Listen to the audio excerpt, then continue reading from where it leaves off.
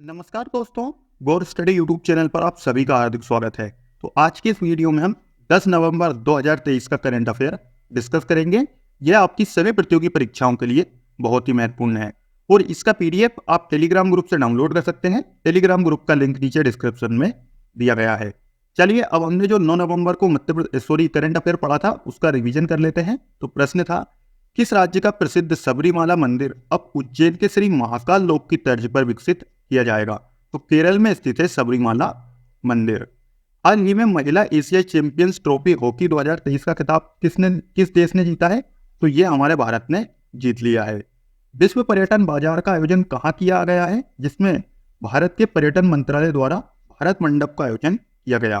तो यह लंदन में आयोजित किया गया है विश्व पर्यटन बाजार। विश्व रेडियोग्राफी दिवस 2023 कब मनाया गया? तो ये 8 नवंबर 2023 को मनाया गया है। मध्य प्रदेश के किस नेशनल पार्क की बाघदेव की पेंटिंग राष्ट्रपति भवन में लगाई जाएगी? तो ये कान्हा नेशनल पार्क की पेंटिंग लगेगी। हाल ही में केंद्रीय सूचना आयोग में मुख्य सूचना आयुक्त कौन बने हैं? तो श्री हीरालाल सामरिया जी बनाए गए हैं। 11वें सुल्तान ऑफ जौहर कप 2023 में भारतीय हॉकी टीम ने कौन सा पदक जीता है? तो इस पे इन्होंने कांस्य पदक हासिल किया है। हाल ही में अंतर्राष्ट्रीय सौर गठबंधन का 95वां देश कौन सा बना है? तो ये चिली देश बना है। 94वां देश कौन सा है? 94वां देश है सिंगापुर। और 7वां गंगा उत्सव आयोजन कहाँ आयोजित किया गया? तो ये नई दिल्ली में आयोजित किया गया है।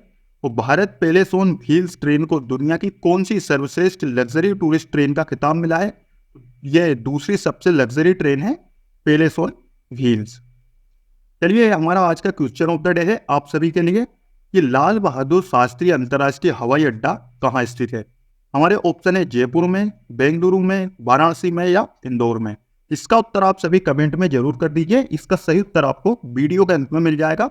आप कमेंट करिए आपका सही उत्तर होता है या गलत, आप चेक कर सकते हैं। चलिए शुरू करते हैं आज का करंट अफेयर। पहला प्रश्न है, यूएस एशिया यूनिवर्सिटी रैंकिंग 2024 में आईआईटी बॉम्बे ने कौन सा स्थान हासिल किया है?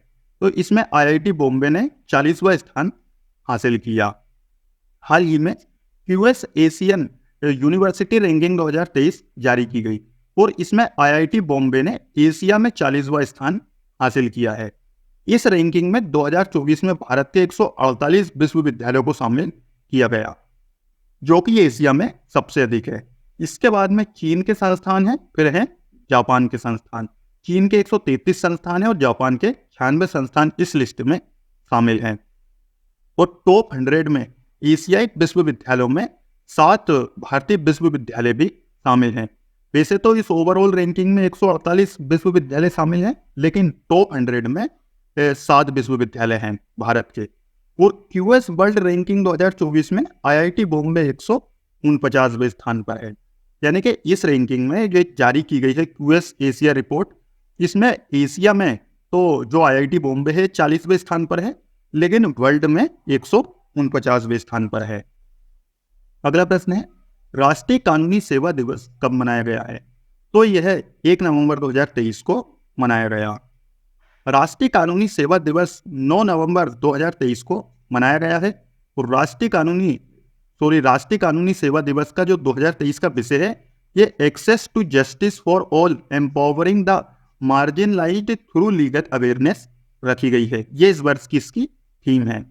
और यह दिवस समाज के कमजोर वर्गों को कानूनी राहत प्रदान करने के उद्देश्य से मनाया जाता है। अगला प्रश्न है, विश्व उपयोगिता दिवस कब मनाया गया है? तो यह मनाया गया है 9 नवंबर 2023 को। विश्व उपयोगिता दिवस 9 नवंबर 2023 को मनाया गया। और इस वर्ष जो इसका विषय है, यह कोलैबोरेशन एंड कोऑपरेशन रखा गया है। विश्व उपयोगिता दिवस का जो लक्ष्य है, यह मानव कंप्यूटर इंटरेक्शन और उपयोगकर्ता अनुभव समुदाय को जोड़ना है। अगला प्रश्न है, दुबई एयर शो 2023 का आयोजन कब किया जाएगा, जिसमें भारतीय वायुसेना का जो दल है ये भाग ले रहा है? तो इसका आयोजन किया जाएगा 13 नवंबर 2023 को। दुबई एयर शो 2023 का उद्घाटन 13 नवंबर 2023 को किया जाएगा। और दुबई एयर शो 2023 में भारतीय वायुसेना का जो एलएसी तेजस है, यानी कि लाइट कॉम्बैट एयरक्राफ्ट, इसके अलावा एएनएच ग्रुप भी स्वदेशी दल के साथ 2023 दुबई एयर शो में भाग लेगा। यानी कि इसमें 2 फाइटर एयरक्राफ्ट शामिल किए जाएंगे, एक तेजस और एक ध्रुव।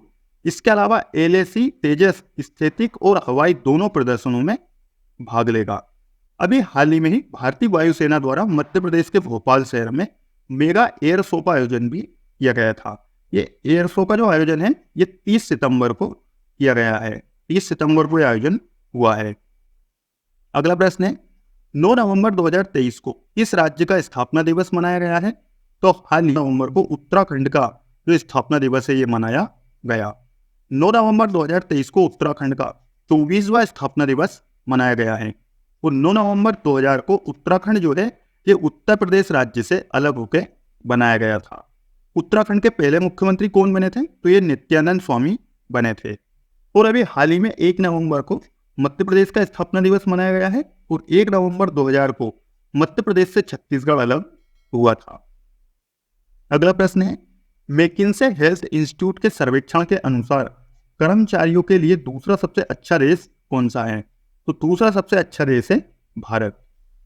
हाल ही में मैकिन्से हेल्थ इंस्टीट्यूट के सर्वेक्षण के अनुसार भारत दुनिया का दूसरा सबसे अच्छा देश है। इस रैंकिंग में तुर्की पहले स्थान पर है। उसके बाद भारत, चीन, नाइजीरिया, कैमरून, स्वीडन, मेक्सिको और UAE है। इस सर्वेक्षण में 30 देशों के लगभग 30,000 से अधिक कर्मचारियों को शामिल किया गया और इस सर्वेक्षण में सबसे अधिक 78% अंक तुर्की को मिले हैं जिसने पहला स्थान हासिल किया है। उसके बाद भारत को 76% अंक मिले हैं जिसने दूसरा स्थान हासिल किया। फिर तीसरे स्थान पर चीन है 75% अंक के साथ और सबसे आखिर में जापान है, इसे सिर्फ 25% अंक मिले हैं। अगला प्रश्न है इस राज्य के जिम्मेदार पर्यटन मिशन को ग्लोबल रिस्पॉन्सिबल टूरिज्म अवार्ड 2023 से 2023 सम्मानित किया गया। तो ये केरल राज्य का मिशन है।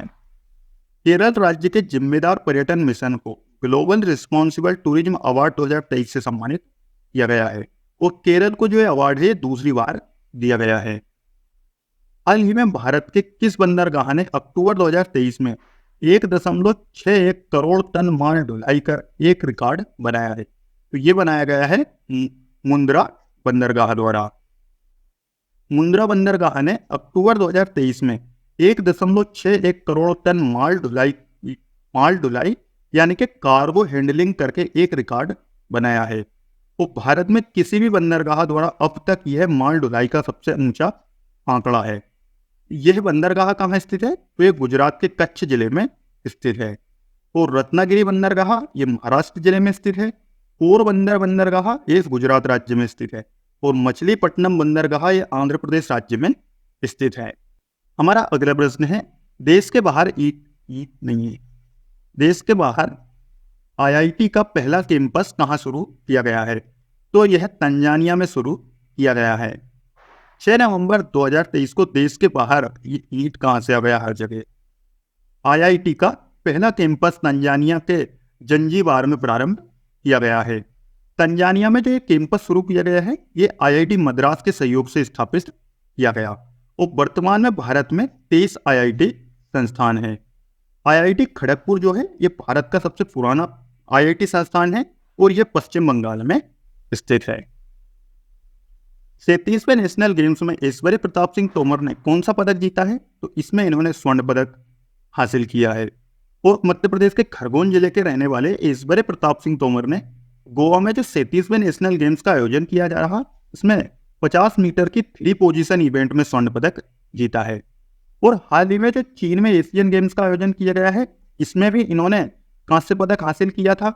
और हाल ही में ही अभी 4 दिन पहले ही इन्होंने जो 2023 एशियन शूटिंग चैंपियनशिप थी इसमें भी इन्होंने 50 मीटर की 3P स्पर्धा में स्वर्ण पदक जीता है। और इस चैंपियनशिप का आयोजन दक्षिण कोरिया के चांगवोन में किया गया। तो दोस्तों ये था हमारा 10 नवंबर 2023 का करंट अफेयर। अगर आपको वीडियो अच्छा लगा हो तो इसे लाइक करें, अपने दोस्तों के साथ शेयर करें और चैनल को सब्सक्राइब भी जरूर कर लीजिए। बाकी अगर आप इसका PDF डाउनलोड करना चाहते हैं तो उसके लिए आप टेलीग्राम ग्रुप को ज्वाइन कर लीजिए, उसमें आपको PDF मिल जाएगी। टेलीग्राम ग्रुप का लिंक नीचे डिस्क्रिप्शन में दिया गया है। तो मिलेंगे हम नेक्स्ट वीडियो में, तब तक जय हिंद जय भारत।